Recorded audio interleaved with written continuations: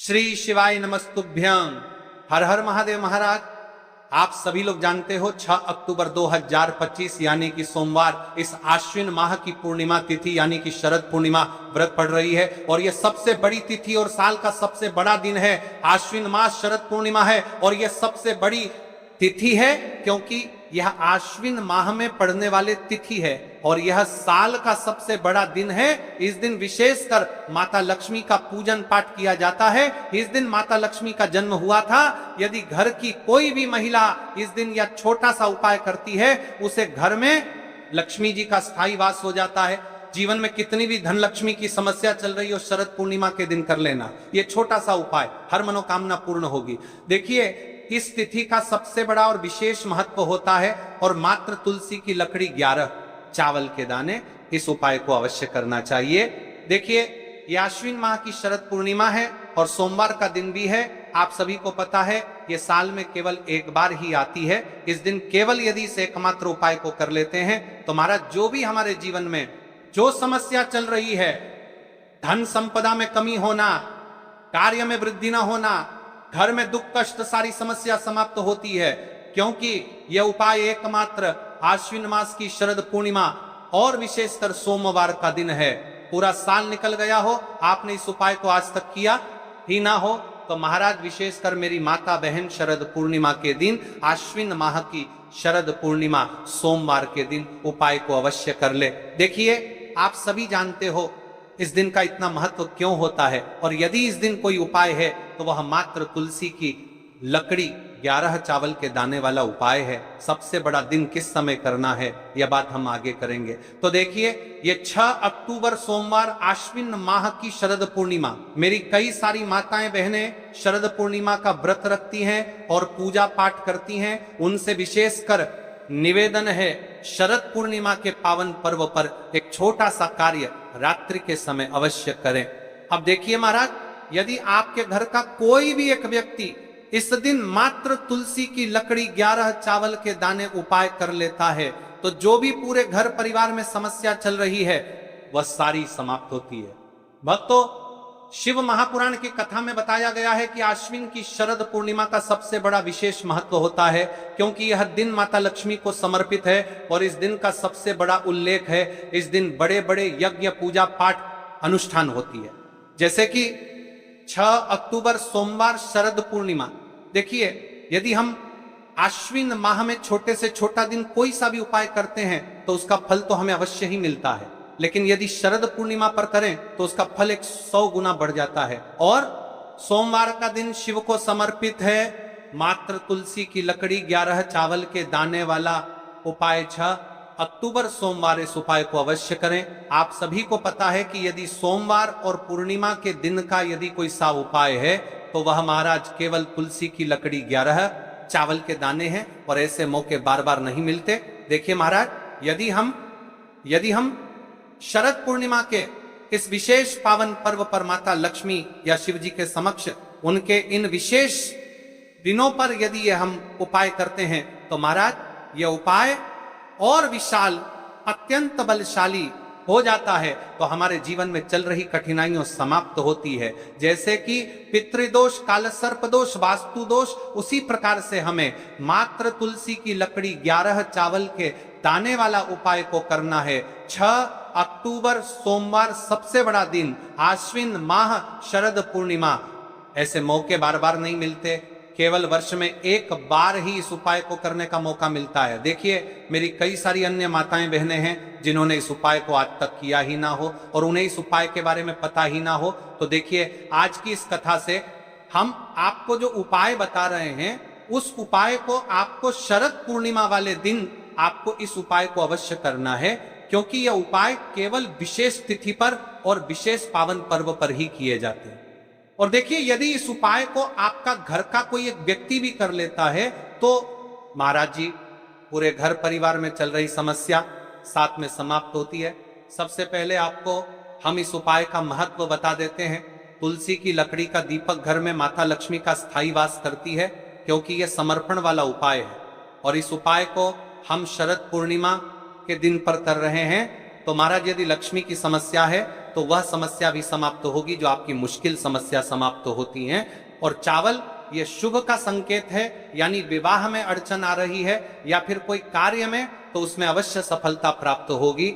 इस उपाय को करने का तो फल हमें मिलता ही है, लेकिन यदि किसी विशेष तिथि पर किया जाए तो उसका भी हमें फल प्राप्त होता है। आश्विन माह ये महीना मां दुर्गा को समर्पित है। देखिए महाराज जी, हमने हमारी पिछली बार की कई सारी शिव महापुराण की कथाओं में आपको इस उपाय को अच्छे तरीके से बताया भी है और समझाया भी है, लेकिन आज एक बार फिर से हम आपको इस उपाय को समझाएंगे, क्योंकि 6 अक्टूबर सोमवार का दिन सबसे बड़ा और विशेष दिन है। देखिए, यदि आपने इस मात्र तुलसी की लकड़ी 11 चावल के दाने वाला उपाय को कर लिया तो आपको इस उपाय का वह फल मिलेगा जिसकी आपने कभी कल्पना भी ना करी होगी। देखिए महाराज जी, जो मनोकामना बड़े बड़े पूजा पाठ से पूर्ण नहीं होती, वह केवल इस आश्विन माह की शरद पूर्णिमा मात्र तुलसी की लकड़ी 11 चावल के दाने वाला उपाय को करने से पूर्ण हो जाती है। देखिए, मेरी कई सारी माताएं बहनें हैं जिन्हें पता भी नहीं है कि उनके जीवन में जो समस्या चल रही है उसका कारण क्या है, यानी कि मुख्य कारण क्या है, किस वजह से यह समस्या है। मतलब भाई, जीवन में जो अटकने आती हैं जिनका कारण अक्सर हमें पता ही नहीं चलता।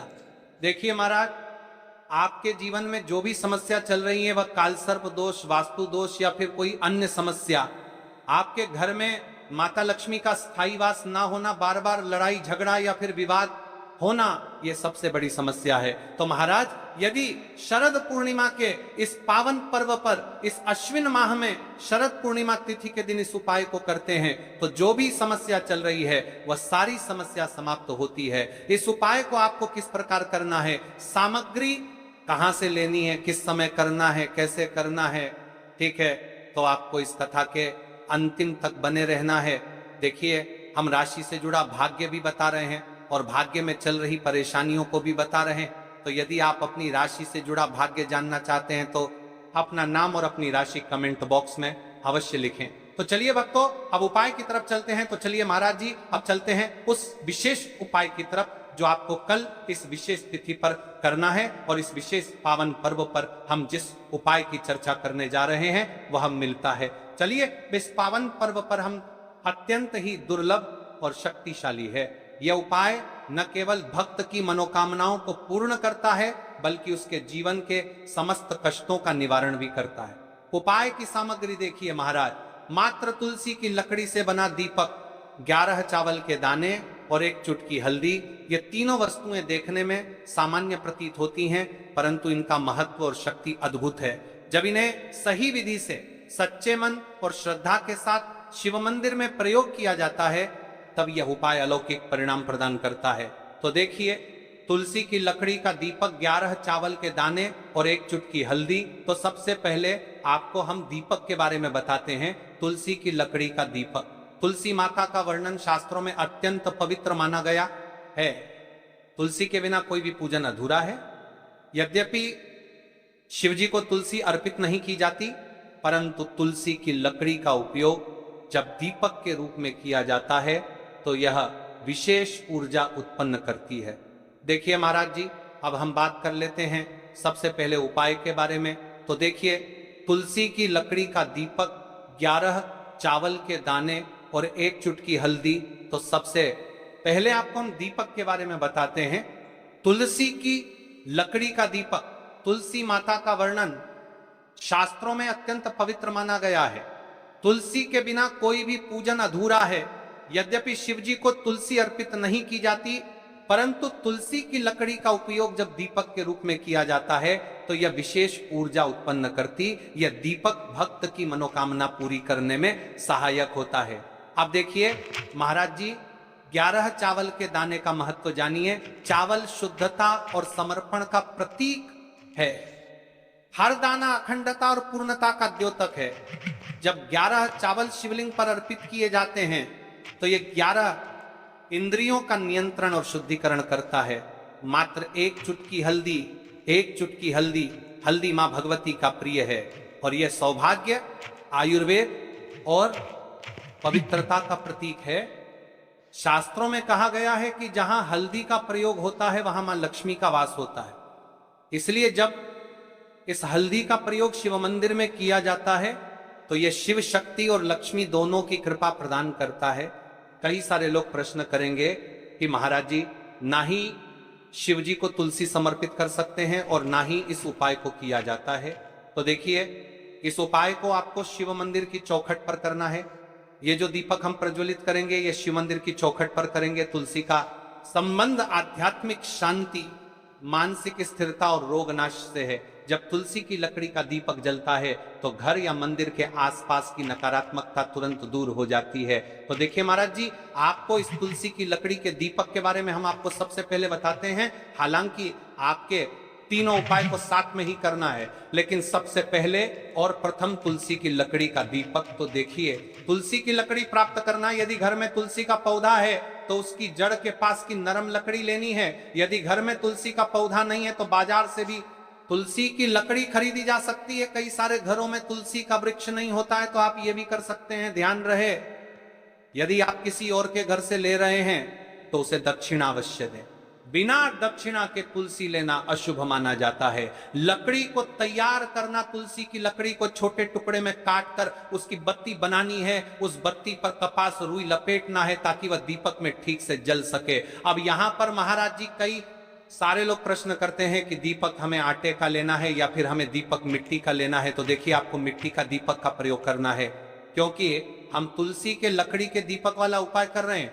ठीक है, दीपक केवल मिट्टी का होना चाहिए। पीतल, कांस्य या किसी और धातु का दीपक इस उपाय में उपयोग नहीं करना। मिट्टी का दीपक धरती तत्व का प्रतिनिधित्व करता है और यह शिव पूजन में सबसे उत्तम माना जाता है। अब देखिए महाराज जी, हमें तेल का किस प्रकार प्रयोग करना है। तो देखिए, तेल का प्रयोग इस दीपक में तिल का तेल या घी का प्रयोग करें। तिल का तेल पापों का नाश करता है और घी समृद्धि व शांति का वास कराता है। अब कई सारे लोग प्रश्न करते हैं कि महाराज जी, आपने हमें यह तो बताया ही नहीं कि कितने दीपक का उपाय करना है, आखिर दीपक कितने बने हैं। तो देखिए, कितने दीपक जलाने चाहिए। यदि समस्या बहुत बड़ी है, जीवन में गहरा संकट है, तो 5 दीपक जलाने चाहिए। यदि सामान्य कामना है तो 1 दीपक भी पर्याप्त है।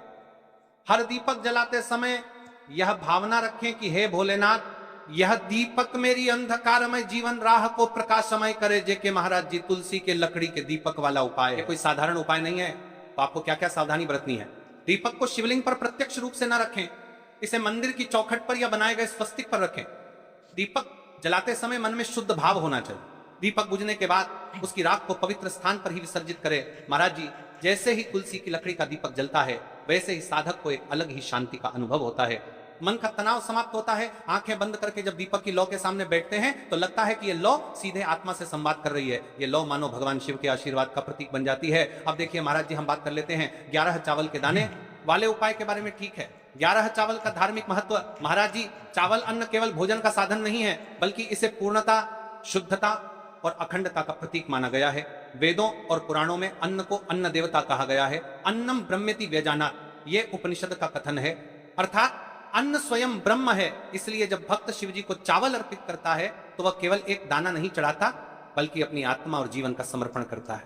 अब सबसे महत्वपूर्ण प्रश्न उठता है कि एक चावल ही क्यों। शास्त्रों में कहा गया है कि मनुष्य के शरीर में 11 इंद्रियां होती हैं। जब भक्त 11 चावल के दाने शिव जी को अर्पित करता है तो वह अपनी 11 चावल को परपानी है, पर परता हो प्रचक्कर के लोगरा चावल ही परपानी है, और कि शिव जी की मनुष्य के शरीर में इंद्रियों को भगवान को समर्पित करता है। यह समर्पण साधक के भीतर शुद्धि और संयम लाता है। अब देखिए महाराज जी, चावला के दाने कहां से लेने हैं, कैसे लेने हैं, इस बात पर चर्चा कर लेते हैं, क्योंकि कई सारे लोगों को मन में यह भी प्रश्न रहता है। घर में रखे चावल का प्रयोग किया जा सकता है, चाहो तो दुकान से भी ले सकते हो। ध्यान रहे, चावल अखंड और शुद्ध होने चाहिए।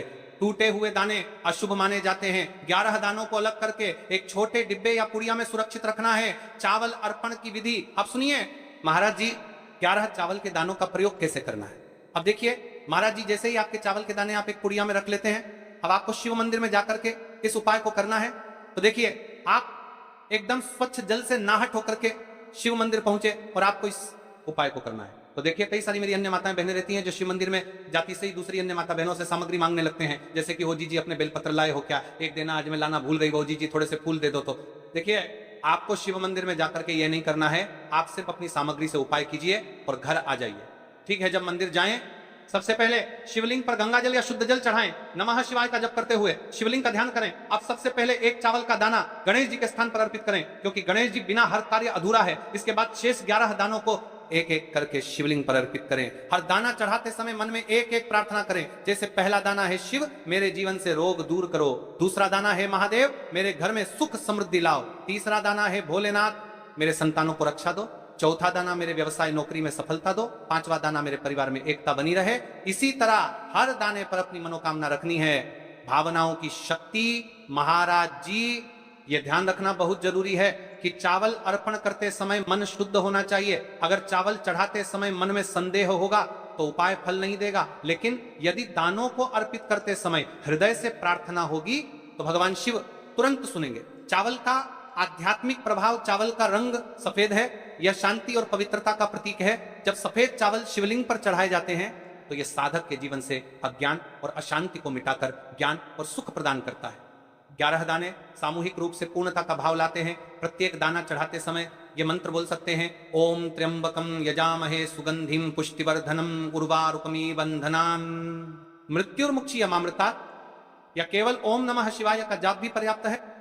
उपाय करते समय अनुभव, जब भक्त एक एक चावल का दाना अर्पित करता है तो वह अनुभव करता है कि उसका हर बोझ, हर कष्ट शिव जी को सौंप रहा है। हर दाना एक प्रतीक है दुख का बोझ हटाने का और सुख का द्वार खोलने का। अब देखिए महाराज जी, हम बात कर लेते हैं एक चुटकी है हल्दी के बारे में, यानी एक चुटकी हल्दी के उपाय के बारे में। तो देखिए हल्दी का धार्मिक महत्व। महाराज जी, हल्दी केवल रसोई की सामग्री नहीं है, यह भारतीय संस्कृति, आयुर्वेद और अध्यात्म तीनों का अभिन्न अंग है। हल्दी को संस्कृत में हरिद्रा कहा गया। हरिद्रा शब्द का अर्थ है जो हर ले, रोग और अशुभता को दूर कर दे। शास्त्रों और पुराणों में हल्दी को मां लक्ष्मी का स्वरूप माना गया है। जहां हल्दी होती है वहां समृद्धि, सौभाग्य और सकारात्मक ऊर्जा का वास होता है। शादी, ब्याह जैसे मंगल कार्यों में हल्दी का प्रयोग इसी कारण होता है। हल्दी को सर्वरोगनाशिनी कहा जाता है। यह शरीर की प्रतिरोधक क्षमता बढ़ाती है, मन को शुद्ध और शांत करती है और रोग शोक को दूर करती है। आध्यात्मिक दृष्टि से हल्दी साधक के आभा मंडल को स्वर्णिम प्रकाश से भर देती है। और जब कोई व्यक्ति इस हल्दी वाले उपाय को करता है तो उसके जीवन से परेशानियां भी समाप्त होती हैं और मनोकामना भी